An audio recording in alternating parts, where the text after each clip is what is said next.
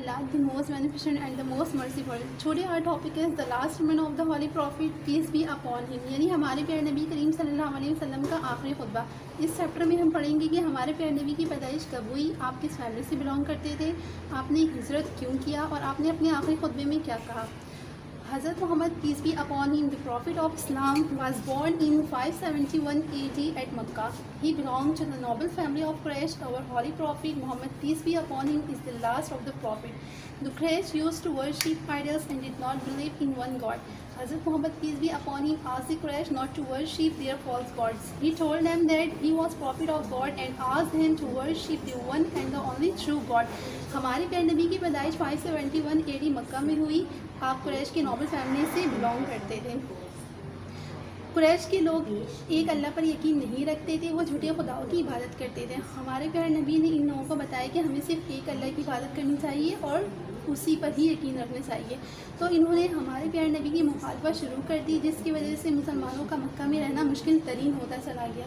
और हमारे प्यारे नबी ने अपने फॉलोअर्स को कहा कि वो मदीना हिजरत कर जाए. In 622 AD, the Prophet, peace be upon him, himself accompanied by his faithful friend Hazrat Abu Bakr, migrated to Medina. This event is known in history as Hijra. 622 को हमारे प्यारे नबी ने मदीना माइग्रेट किया हज़रत अबू बकर सिद्दीक़ रज़ियल्लाहु ताला अन्हु के साथ, जो कि तारीख़ में हिजरत के नाम से जाना जाता है. In Medina, the Prophet, peace be upon him, founded an Islamic society based on the three principles that all powers belongs to Allah. Muhammad, peace be upon him, is his last prophet and all Muslims are brothers to one another. Medina में हमारे प्यारे नबी ने इस्लामी माशरे की बुनियाद रखी जो 3 उसूलों पर मुश्तमिल थी. Number 1, all powers belongs to Allah, तमाम ताकतें अल्लाह ताला की है.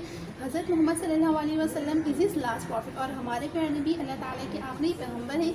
And all Muslims are brothers to one another, और तमाम मुसलमान आपस में भाई भाई हैं. And then he raised women rights, और इसके बाद हमारे प्यारे नबी ने वुमेन राइट्स को बहुत ज़्यादा तरजीह दी.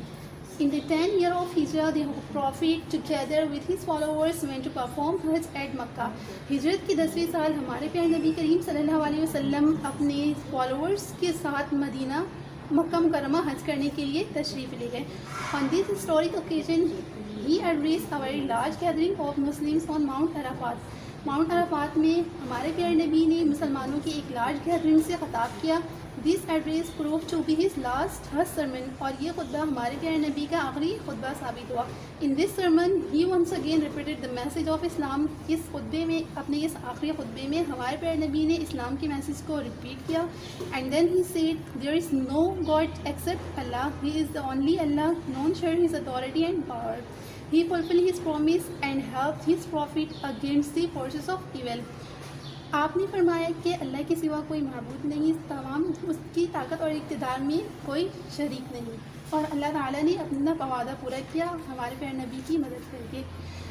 फिर आपने आयत कुरानी का हवाला देते हुए फरमाया, जिसकी रोशनी से ये बात वाज़ह हो गई, no Arab is superior to a non Arab, किसी अरबी को गैर अरबी पर कोई फौकियत नहीं.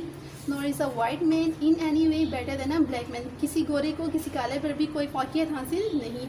Only the goodness of a person make him superior, एक शख्स की अच्छी अखलाक, उसके अच्छी किरदार ही उसे दूसरे से सुपीरियर बनाती है, उसे दूसरों से अच्छा बनाती है. और तमाम इंसान हज़रत आदम की औलादें, और हज़रत आदम को मिट्टी से बनाया गया. And then he further said, O people, a Muslim is another Muslims brothers and all the Muslims are brothers among themselves. मज़ीद आपने फरमाया कि एक मुसलमान दूसरे मुसलमान का भाई है और तमाम मुसलमान आपस में भाई भाई हैं. फाइनली ही सेड, हमारे प्यारे नबी ने आखिर में फरमाया, I have given you the message of Allah, I am leaving among you a thing which will guide you. If you act according to it, you will never go wrong. This is the holy book of Allah.